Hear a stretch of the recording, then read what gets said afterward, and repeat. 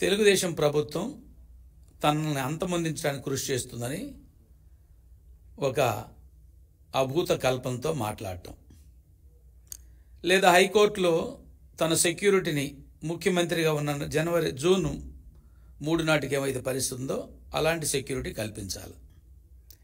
ఇక్కడ జగన్మోహన్ రెడ్డి గారిని ఎవరు అంతం చేసే పరిస్థితి కాదు. జగన్మోహన్ రెడ్డి గారిని జనమే అంతం చేశారు. నిన్న ఎలక్షన్లో 11 సీట్లకు ఇచ్చి పరిమితం చేసి కనీసం ప్రతిపక్ష హోదా కూడా దక్కనీయకుండా ప్రజలు తరిమి తరిమి కొట్టారు ఈ రాష్ట్రం నుంచి. అది భరించలేనటువంటి జగన్మోహన్ రెడ్డి గారు జనం నుంచి ఇంత చీత్కారం ఉంటుందా, ఇంత దయనీయంగా తనను ఓడిస్తారా?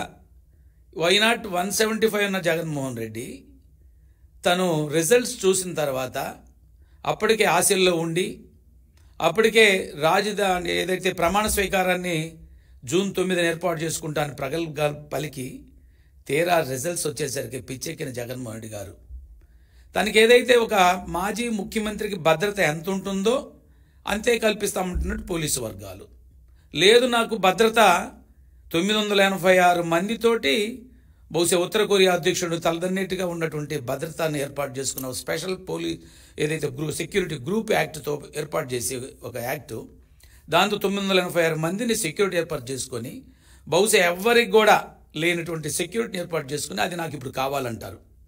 దాన్ని ఇవ్వలేదు కాబట్టి పోలీసు వర్గాలు ఒక మాజీ ముఖ్యమంత్రికి ఏదైతే ఉంటుందో అదే సెక్యూరిటీ ఇస్తామంటున్నారు, అదే ఏర్పాటు చేస్తున్నారు. సహజంగా ఒక వీఐపీ భద్రత అంటే 100 మంది దాకా ఉంటారు అన్ని షిఫ్ట్లో కలుపుకొని. కానీ జగన్మోహన్ రెడ్డి గారికి 900 మంది పైచిలకు భద్రత కావాలంటారు. అది ఇవ్వలేదు కాబట్టి నన్ను అంతమంది కుట్ర చేస్తారంటారు. అయ్యా జగన్మోహన్ రెడ్డి గారు ఒకటే సూటి ప్రశ్న, మీరే హత్యలు చేసి ఉన్నారు తప్ప ఈ రాష్ట్రంలో హత్య రాజకీయాలని రాష్ట్రానికి అలవాటు చేసింది, ఈ రాష్ట్రానికి తెలియజేసింది, ఈ రాష్ట్రంలో ఏర్పాటు చేసింది మీరు, మీ తండ్రి గారు, మీ కుటుంబం తప్ప తెలుగుదేశం పార్టీకి ఏ రోజు నుంచి కూడా పార్టీ ఆవిర్భావం నుంచి కూడా తెలుగుదేశం పార్టీకి ఆ సంస్కృతి లేదు, తెలుగుదేశం పార్టీ ఆలోచన లేదు. అందున ప్రస్తుతం మన ముఖ్యమంత్రి జాతీయ తెలుగుదేశం పార్టీ అధ్యక్షులు మాన్యశ్రీ చంద్రబాబు నాయుడు గారు అభివృద్ధి ధ్యేయంగా పనిచేసే అలవాటు తప్ప ఇలాంటి కుట్ర రాజకీయాలు కానీ, హత్యా రాజకీయాలు కానీ, దుర్మార్గ రాజకీయాలు కానీ, లేదా ప్రజల్ని ఎలిమినేట్ చేసేటువంటి పరిస్థితి లీడర్స్ని అలాంటి అలవాటు లేదు. నీ కాలంలో 5 సంవత్సరాల్లో 2000 మంది తెలుగుదేశం పార్టీ కార్యకర్తల్ని పొట్టన పెట్టుకున్నావు. చివరి ఆఖరికి నీ ఎంపీని కూడా జైల్లో పెట్టి కొట్టించిన సందర్భం. కాబట్టి హత్యా రాజకీయాలు నువ్వు నేర్పుతున్నావు, హత్యా రాజకీయాలు నువ్వు చేస్తున్నావు తప్ప ఎవరు కూడా తెలుగుదేశం పార్టీ ఆనవాయితీ లేదు, అది తెలుగుదేశం సంస్కృతిలో కూడా లేదు.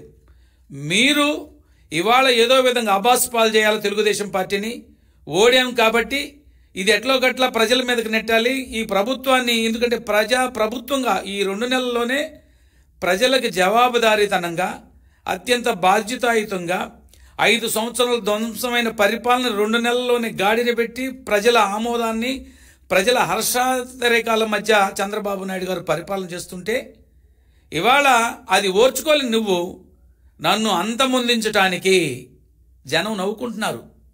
అయ్యా మేము అంతమొందించాం కదా నేను రాజకీయంగా, తిరిగి కొత్తగా ఎవరు అంతమొందించాలి నిన్ను? అవసరం లేదు, ప్రజా జీవితం నుంచి తరిమి కొట్టాము, ఇక నిన్ను చూడటం అంటే మమ్మల్ని మేము హత్య చేసుకున్నట్టే కాబట్టి నీ ముఖం కూడా చూడటానికి సిగ్గుగా ఉందని జనం ఓ బ్రహ్మాండమైన తీర్పు ఇస్తే అది ఓర్చుకోలేని జగన్మోహన్ రెడ్డి గారు తను అధికార పార్టీ మీద లేదా తెలుగుదేశం జనసేన బీజేపీ కూటమి మీద ఒక అభాండం వేస్తున్న పరిస్థితి. జనం ఎవరు నమ్మలేదు కాబట్టి ఆ రోజు నీకు 151 సీట్లు ఇచ్చినా 5 సంవత్సరాల్లో నువ్వు 175 అన్నా కూడా ఇవాళ 11 సీట్లకు పరిమితం చేసి ప్రతిపక్ష హోదా కూడా లేదు నీకు. ఎంత దారుణం అంటే నిన్ను అంగీకరించలేకపోయారు జనం. కానీ తమరు ఇంకా అర్థం చేసుకోకుండా, ప్రజాభిప్రాయాన్ని అర్థం చేసుకోకుండా, ప్రజలు ఏం కోరుకుంటున్నారో, ఎలాంటి పరిపాలన కావాలనుకుంటున్నారో, ప్రజలు ఎలాంటి నాయకుడు కావాలనుకుంటున్నారో ఆ నాయకుడిని ఎన్నుకొని ఆయన ద్వారా పరిపాలన చవిచూస్తున్నటువంటి పరిస్థితి. కానీ తమకి బాధగా ఉంది. నీ చెల్లెళ్ళు నేను